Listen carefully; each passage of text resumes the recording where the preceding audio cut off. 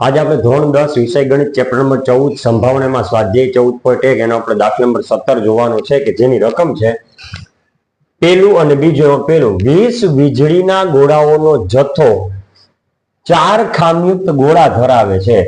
એટલે 20 વીજળીના ગોળાઓ છે એમાંના 4 છે ને એ કેવા છે ખામયુક્ત એટલે કે બગડેલા ખરાબ છે। હવે અમુક વિદ્યાર્થી શું કરે 20 + 4 એમ 24 બલ્બ કરી નાખે વીજળીના ગોળા, પણ 24 કરવાના નથી। ચોખ્ખું કીધેલું છે કે 20 વીજળીના ગોળાઓ પૈકીમાં, એટલે જો ગોળાઓનો જથ્થો છે એમાં જ 4 ખામીયુક્ત છે, એટલે 4 ખામી વાળા છે તો સારા કેટલા હોય 16। એટલે જો પેલામાં શું લખ્યું ખામી રહિત, એટલે સારા કેટલા છે 16 અને ખામીયુક્ત કેટલા છે 4। રકમ ઉપરથી આપણે સ્ટ્રક્ચર બનાવ્યું કુલ કેટલા થઈ જાય 20। એટલે ખાસ ધ્યાન રાખજો 20 + 4 ન કરતા 20 વીજળીના ગોળાઓ છે એની અંદર 4 ખામીયુક્ત ગોળા છે। આ જથ્થામાંથી એક ગોળો યાદચ્છિક રીતે કાઢવામાં આવે છે। આ ગોળો ખામીયુક્ત હોય તેની સંભાવના કેટલી ખામીયુક્ત, એટલે 4 ગોળા જે ખામીયુક્ત કીધા ને આ 4 માંથી કોઈ એક નીકળવો જોઈએ, કેમ કે સંભાવના શું કોઈ છે ગોળો જે છે ખામીયુક્ત હોય।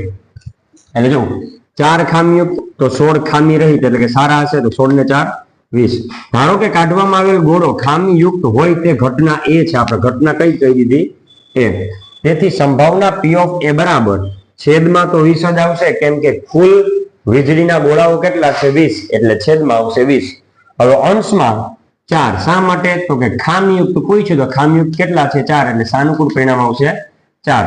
હવે અહીંયા જવાબ 5 ના આવે, ઝડપમાં જવાબ 5 ન કરતા 20 ભાગ્યા 4 હોય ને તો જવાબ 5 આવે, પણ 4 ભાગ્યા 20 છે 4 નો જે ભાગ પડાય 4 × 1 4 20 નો ભાગ પડાય 4 × 5 20। હવે શું થાય ઉપર 4 નીચે 4 ગયા, જવાબ આવશે 1/5। ક્લિયર?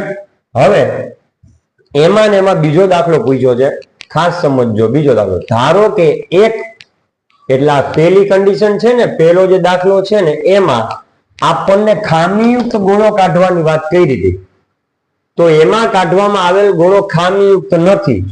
આપણે કયો ગોળો કાઢવાની વાત આવી હતી વીજળીનો ગોળો ખામીયુક્ત, પણ એ ખામીયુક્ત ન નીકળો તો કયો નીકળો ખામી રહિત, એટલે 16 માંથી કોઈક એક નીકળો એટલે સારો વીજળીનો ગોળો નીકળો। આપણે જોતો તો ખામીયુક્ત ખરાબ, પણ ખામી રહિત નીકળો તો ખામીયુક્ત નથી અને તેને પાછો મૂકવાનો પણ નથી આવ્યો।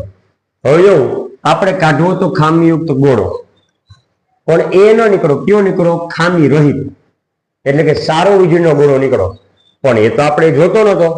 હવે જે નીકળો ને ખામી રહિત એટલે કે સારો વીજળીનો ગોળો, એને પાછો આપણે 20 બલ્બ સાથે મૂકવાનું નથી, સાઈડમાં એટલે કે બહાર કાઢી લેવાનો છે। ખાસ સમજજો 16 વીજળીના ગોળામાંથી નીકળો છે બલ્બ ગોળો, તો એ પાછો એ જ જથ્થામાં રાખવાનો નથી, બહાર કાઢી નાખવાનો છે। તો હવે 16 માં કેટલા થઈ જશે 15। ક્લિયર? 15 ખામી રહિત એટલે કે સારા ગોળા। હવે 4 ખામીયુક્ત એમનેમ છે, કેમ કે મારે ખામીયુક્ત જોતો તો પણ ખામીયુક્ત તો નીકળો નહીં, એટલે 4 વીજળીના ગોળા છે એમનેમ ખામીયુક્ત ખામી રહિત કેટલા 15, કેમ કે 16 હતા એમાંથી એક નીકળો પાછો ન મૂકો સાઈડમાં રાખી દીધો એટલે 15 અને 4 15 ને 4 કેટલા થશે ટોટલ 19। હવે પાછો ન મૂકો, હવે બાકીના ગોળા કેટલા 19। એક ગોળો યાદચ્છિક રીતે કાઢવામાં આવે છે, આ ગોળો ખામીયુક્ત ન હોય।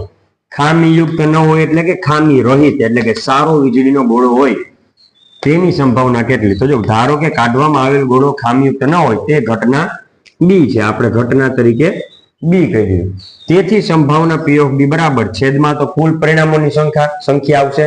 હવે 20 નહીં આવે, ખાસ ધ્યાન રાખજો, એક બલ્બ ઓછો થઈ ગયો ને, આપણે પાછો જથ્થામાં ન મૂકો એટલે ટોટલ 19 આવશે, છેદમાં 19 અને અંશમાં ખામીયુક્ત ન હોય એટલે ખામી રહિત એટલે કે સારા બલ્બ ની વાત કરી હતી 15, તો અંશમાં શું આવશે 15।